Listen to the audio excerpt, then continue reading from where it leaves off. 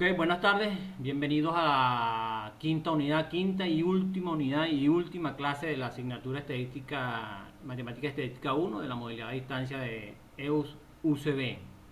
Esta unidad comprende seguimos trabajando con las medidas de forma, y esta segunda y última parte de esta unidad nos toca en este caso las medidas de apuntalamiento, o dicho de otra manera, medir.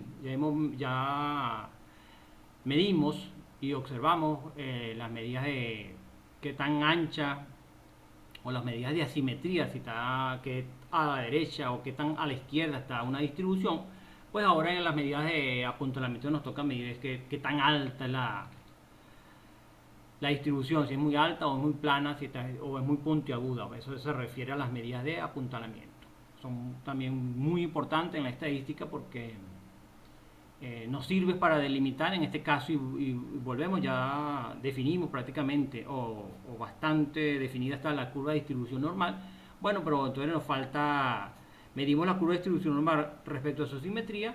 Bueno, entonces también tenemos que medir la curva de distribución normal, verificar si realmente es una curva de distribución normal. Por eso toca medir entonces la altura o la forma de la altura que va a tener esos datos. Entonces comenzamos, veamos como siempre el contenido. Bueno, aquí ven un par de gráficas, ya tenemos ahora, podemos ver que si la curva, esta primera lectocúrtica que ven en la parte de arriba, si es muy alta, muy puyuda, como dicen, como se entiende en algunas partes, que tan agrupados están los datos en la parte central, tanto así que se elevan su altura. Si es mesocúrtica, si tiene una altura normal, promedio, o es platicúrtica, como lo adelantaba el compañero Héctor, si tiene los datos tan de alguna manera aplanados. De hecho, eso es lo que significa platicúrtica, una distribución aplanada. Le adelanto, como pueden ver aquí en la parte de abajo, la gráfica, la tercera gráfica. Bueno, casi que obligatoriamente es para una distribución unimodal que podamos medir esa altura. Obviamente también alrededor de esto lo dijo alrededor de la moda, pero es exactamente alrededor de una medida también de tendencia central. Pues en este caso siempre va a coincidir la moda porque es el punto más alto, y esperamos que esa sea también una medida de tendencia central. Para distribuciones como vemos aquí, multimodal o bimodal, que tenga dos picos, dos alturas, dos modas, bueno, esto va a dificultar el estudio, el análisis, pero como siempre, igual que hicimos con la curva con el cálculo de asimetría, una vez que calculamos los cálculos de apuntalamiento o kurtosis, que es el otro nombre que lleva, bueno, los corroboramos con una visión, una observación a la gráfica de los datos. Repito y les adelanto, bueno, si la curva es bimodal o multimodal, pues eso va a dificultar, va a entorpecer los resultados estadísticos o los resultados matemáticos que se hacen de dicho análisis. Pero bueno, repito, lo corroboramos con una gráfica finalmente. Bueno, entonces los contenidos son, obviamente, el concepto de medida de apuntalamiento. Vamos a ver. Vamos a utilizar dos coeficientes, el día de tan solo dos coeficientes: el coeficiente de kurtosis cuartil percentil y el coeficiente de kurtosis para el momento 4.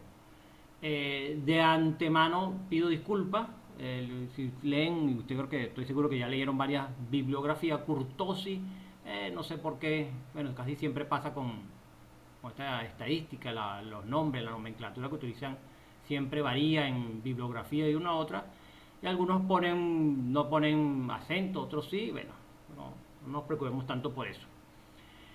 Bueno, y también les adelanto que lo de cuartil percentil, en el mismo orden de ideas, yo le he colocado cuartil percentil a este coeficiente porque, bueno, algunas bibliografías lo llaman cuartil, otras lo llaman coeficiente kurtosis percentil nada más.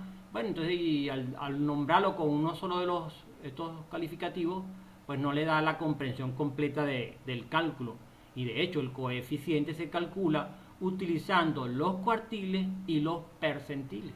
Por eso que yo le he colocado cuartil percentil, para que tengan ustedes nociones de una vez de los datos que se utilizan en este coeficiente. Bueno, el coeficiente de momento de kurtosis, que es para el momento 4, al igual que hicimos para simetría, que calculamos para el momento 3. Bueno, en kurtosis se utiliza el momento 4, es los mismos criterios. Ya lo vamos a ver más adelante. Y bueno, y ejercicios para datos de serie y distribuciones. Especialmente voy a hacer de distribuciones, porque el cálculo de series usted ya lo conoce, ya lo maneja. Bueno, cumplido estos contenidos, ustedes y perseguimos el objetivo de que ustedes puedan saber, conocer, calcular los coeficientes de kurtosis, esta doble C es coeficiente de kurtosis, y cuantificar el nivel de apuntalamiento de un conjunto de datos respecto a su altura central. Aquí se llama altura central porque es exactamente eso. Esperemos, lo lógico, lo normal es que coincidan en el centro las medidas de tendencia central y la moda. Entonces esto lo vamos a llamar, ahora pasa a ser llamarse altura central porque bueno, de eso se trata las medidas de apuntalamiento. Medir, no solo ver, sino también medir y cuantificar el grado de apuntalamiento de una distribución. Bueno, finalmente las conclusiones, la competencia final que van a adquirir ustedes finalizada esta unidad, bueno, sería que estarán en capacidad de determinar, cuantificar y comparar el nivel de apuntalamiento de un conjunto de datos o distribución con el cálculo de interpretación idóneo o correcto de los distintos coeficientes de kurtosis. Exactamente parecido al concepto, a la competencia de la unidad anterior, pero bueno, porque es la misma unidad y luego dividido en dos sesiones para nada más para facilitar las clases de esta unidad. Entonces, bueno, dicho esto, continúo. Recuerden que cualquier pregunta pueden levantar la mano o alzan su voz, me pueden interrumpir en cualquier momento. Pero entonces arranquemos de una vez con el contenido. Bueno, se repite el concepto de forma, medida de forma, porque repito, estamos dentro del estudio de la forma de una distribución, porque repito, se trata prácticamente de definir, describir completamente a esa señora muy amiga de nosotros, que va a ser muy amiga de ustedes, que se llama la curva de distribución normal. Por eso es que seguimos en el concepto de forma. Y vean que, les repito, el concepto sigue abarcando todos los aspectos. O sea, el procedimiento estadístico que considera la forma más común de la curva de frecuencia y toma en cuenta las distintas maneras en que puede repartirse o distribuirse los datos considerados. Para simetría de los datos, como ya le expliqué, a la derecha y a la izquierda. Pero bueno, en este caso es prácticamente hacia arriba o hacia abajo. Qué tan apuntalado está o qué tan plana está la distribución. Por eso es que seguimos siendo medidas de forma. Bueno, aquí es que están, ya se lo dije, platicúrtica si está muy alta, mesocúrtica aquí en el centro, como pueden ver, y repito, es la distribución normal, y platicúrtica o muy plana en la tercera gráfica, que los datos están muy aplanados. Y bueno, y todo eso aprovecho para explicar, y bueno, más adelante también se lo voy a explicar. Todo se hace en consideración, en comparación con la curva de distribución normal, esta gráfica que tienen aquí al centro. Si está más alta que la curva de distribución normal, entonces se considera platicúrtica, y si está más baja que la curva de distribución normal, pues se considera, lectocúrtica si está muy alta, o plana platicúrtica. Apréndanse ese, creo que ya se lo aprendan porque plana es platicúrtica, entonces ya al resto le queda lectocúrtica si es alta, y mesocúrtica si tiene una distribución normal o estándar.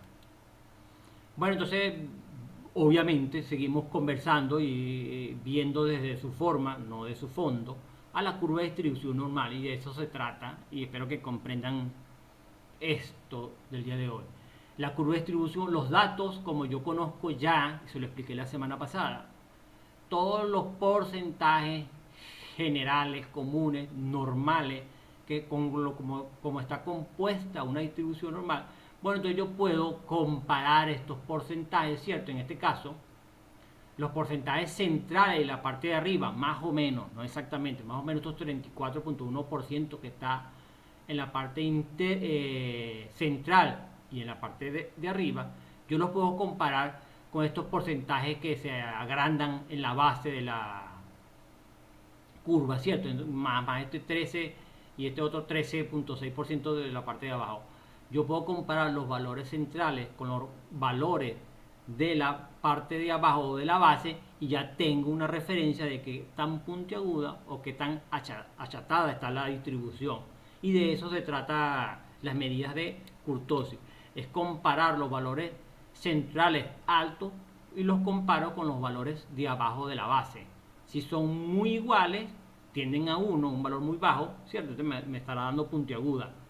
Si la base, la parte de abajo de los datos, son muy amplios, muy anchos, pues entonces eso se presume, nos induce a pensar que la distribución está bastante aplanada.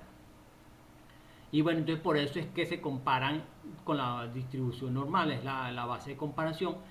Y bueno, y los valores, unos valores que van a tener de referencia, 3, como lo dijo Héctor, y 0,263 para el coeficiente cuartil percentil, son en función a los valores esos valores se calcularon de esta señora, la curva de distribución normal.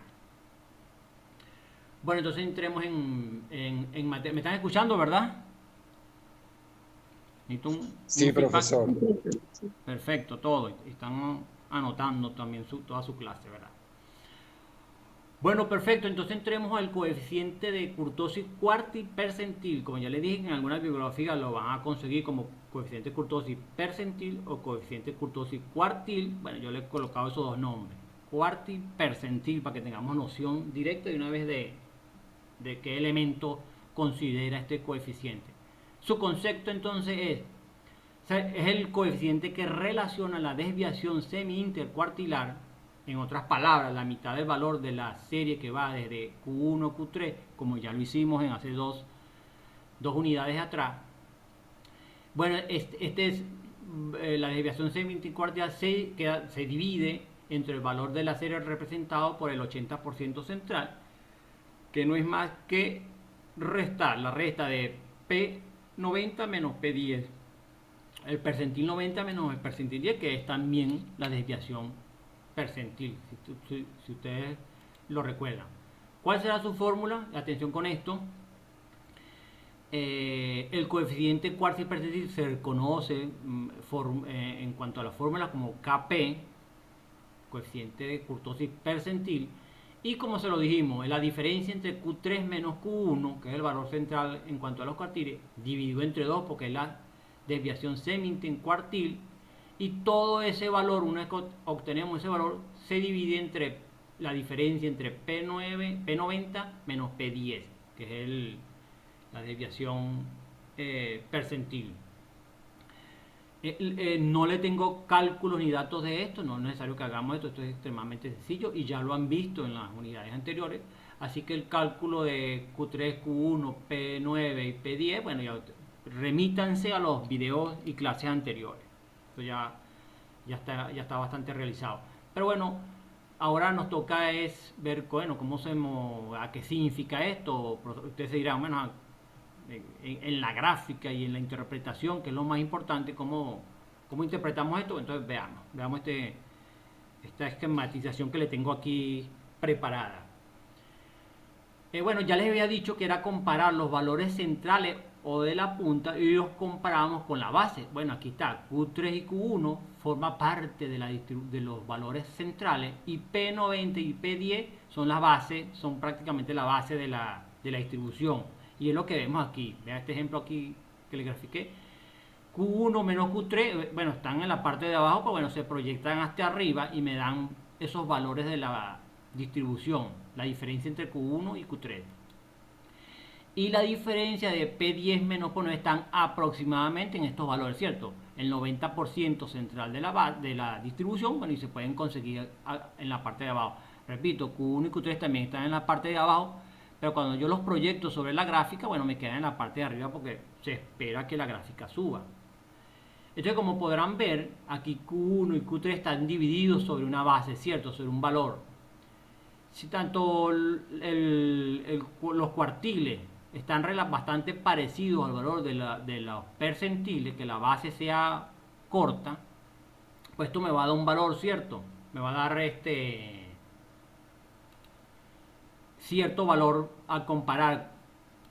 Digamos que sí, vamos que sean bastante parecidos o da como el valor que ellos piden normalmente, 0,263, la división de esta diferencia Q1 menos Q3 entre este P10 y P9. Pero bueno, vámonos a la a la otra gráfica. Vamos a saltar hasta esta otra gráfica que está aquí. Ahora supongamos que vamos a dividir el mismo Q1 entre Q3, esta misma diferencia, pero ahora la base se ha ampliado, ¿cierto? Si yo estoy dividiendo un valor, este valor de Q3 que está aquí arriba, lo divido entre un valor más grande, como estaba aquí, ¿cierto? Al dividir entre un valor más grande, pues obviamente, ¿cierto? Me va a dar un valor más pequeño, ¿cierto? Mientras más grande sea el denominador, el valor que está aquí abajo, pues el resultado de KP va a ser más pequeño. De hecho, creo que lo saben por matemáticas, recuerden, KP va a ser inversamente proporcional a los percentiles. En otras palabras, mientras más grande sea la base, más grande sea el valor, ¿cierto? KP me va a dar un valor más pequeño porque estaré dividiendo yo entre un valor más grande y eso me va a indicar que es una distribución platicúrtica, ¿cierto? Porque me está indicando que es más plana. Cuando P10, voy aquí, la diferencia de P10, la base es más cortica, más corta, se parece más a este valor, los valores se parecen, los valores tienden a ser mayor. Al dividir entre un P10 de menor tamaño, pues crece el KP. Y por eso es la comparación que se hace y que es la siguiente. Y de ahí los valores. Como ya les dije, perdón, no sale. Para la distribución normal, la división de este coeficiente de kurtosis percentil pues da 0,263 y tienen que grabarse y saber trabajar con este valor. 0,263 da un valor de KP para una distribución que es mesocúrtica, o sea, esta central que está aquí. Mesocúrtica, un tamaño normal considerado. Si, repito, si al dividir Q3 menos Q1 entre 2 lo divido entre P9 y P90 y menos P10, me da 0,263, es una distribución mesocúrtica respecto a su forma de altura y bueno, por lo general estaremos en presencia de una distribución normal. El otro valor, ¿cuál es la otra cosa que puede ocurrir? Bueno, que sea mayor que 0,3, que el KP sea mayor que 0,3, entonces estamos en presencia de una lectocúrtica, en este caso que está aquí, la primera gráfica, que el P9 será muy pequeño, entonces el valor tiende a crecer, a ser mayor como lo vemos aquí, como le estoy subrayando en la segunda línea. Y el tercer valor que no podemos conseguir es que el KP sea mayor que 0,3. Perdón, mayor 0,3 aquí y aquí menor que 0,63. Claro, va a ser menor que 0,263 cuando la base, como ya se lo expliqué, sea mayor. Si la diferencia entre P10 y P9 es mayor, entonces va a dar menor el valor va a dar más bajo, el KP va a dar más bajo y estaremos en presencia de una distribución platicúrtica, o sea, plana. Y con estos valores estaré cuantificando mi distribución respecto al coeficiente kurtosis percentil y estaré explicando si mi interpretación sería según estas consideraciones que le he descrito en este momento. Mesocúrtica, si es plana. Lectocúrtica alta cuando el KP de mayor a 0,263 y cuando de menor a 0,263 pues va a ser platicúrtica, o sea, plana. ¿Entendido hasta aquí? ¿Puedes repetir lo último, por favor? Ok. Bien. Repito con la interpretación. Si al hacer este cálculo con los datos de la distribución, con los datos que me dé la distribución, KP me da 0,263, la distribución es mesocúrtica y estoy en presencia de una distribución normal. Normal con respecto a la altura o a la kurtosis. Si el otro valor que puede ocurrir es que KP me resulte mayor a 0,263. Si me da mayor a 0,263 el cálculo matemático de los datos de la distribución, este cálculo que está aquí en la fórmula, bueno, entonces si me da mayor a 0,263, mayor 0,3, 0,4 o más, estoy en presencia de una distribución como esta que está aquí, y es lectocúrtica. La descripción o la interpretación sería lectocúrtica, o sea, muy puyuda, muy pronunciada, de mucha altura en su parte central. Y la otra consideración es que me dé KP, me dé 0, menos 0,263, 0,1, 0,01, menos de este valor. KP menor a 0,263, entonces estoy en presencia de una distribución platicúrtica, o sea, plana. Estoy como esta curva que está aquí, como esta distribución que está aquí, relativamente plana. La altura central de esta distribución es relativamente baja comparada con la distribución normal. Y entonces estaría aquí en presencia de una curva con un apuntalamiento platicúrtico. ¿Ahora sí lo entiendes? Sí, profesor, una pregunta. Por ejemplo, la ventaja de utilizar esta fórmula y en qué caso se aplica específicamente. Bueno, el ejemplo siempre es, si estoy haciendo una primera aproximación, pues utilizo esto. Si tengo de la distribución, tengo los cuartiles, los percentiles, puedo hacer esta distribución. Puedo calcular la kurtosis con esta fórmula. Si los datos son sencillos, si no se necesita tanta precisión en los análisis, si tengo que hacer una primera aproximación de cuál es la kurtosis de la curva, pues hago una primera aproximación, utilizo esta fórmula. Los cuartiles y percentiles siempre son útiles y fáciles de calcular. Entonces, eso es lo primero que se hacen, que se debe realizar. Y lo otro también, aquí ya ustedes ya lo saben, ya lo hemos manejado bastante. Cuartil 1 y cuartil 3 me deja por fuera un 50% de la distribución, porque entre cuartil 3 y cuartil 1 tan solo está el 50%. Y los percentiles P9 y P90 y P10 me deja por fuera un 20%, ¿cierto? 10% por debajo y 10% por arriba. Bueno, entonces esto me indica una utilidad, ¿cierto? Salta a la vista una utilidad. Cuando tengo valores acríticos o poco comunes, los valores atípicos, que estén por en fuera de ese 10%. Hay distribuciones que comienzan, por ejemplo, que empieza 1, tiene un valor de 1, después arranca con, qué sé yo, 10, 11, 12, 13 valores, todos suben alrededor de 15, desaparece 16 y ya no hay 17, 18, y por allá aparece un 20, ¿cierto? Estos dos valores, 1 que está muy alejado, que son acríticos, y el valor 20 que está muy alejado, pues yo lo puedo omitir para una kurtosis si utilizo el KP. ¿Entienden? Hay valores acríticos muy alejados, tanto a la derecha como a la izquierda, y los puedo omitir, pues técnicamente, no omitirlos por omitirlos, sino no los utilizo, estos datos, si los veo que están muy alejados, utilizando un KP, un coeficiente de kurtosis cuartipercentil. ¿Me entienden? Cuando hay valores atípicos en los extremos que me puedan afectar la distribución, que incluso podría ser más engorroso un cálculo, el que vamos a ver más adelante, un cálculo por el momento 4, que sería calcular varias veces lo mismo y bueno, yo los puedo obviar técnicamente esos valores acríticos que están en los extremos utilizando el KP. ¿Entienden? Sí, Bueno, profesor. Ajá, dígame. otra pregunta.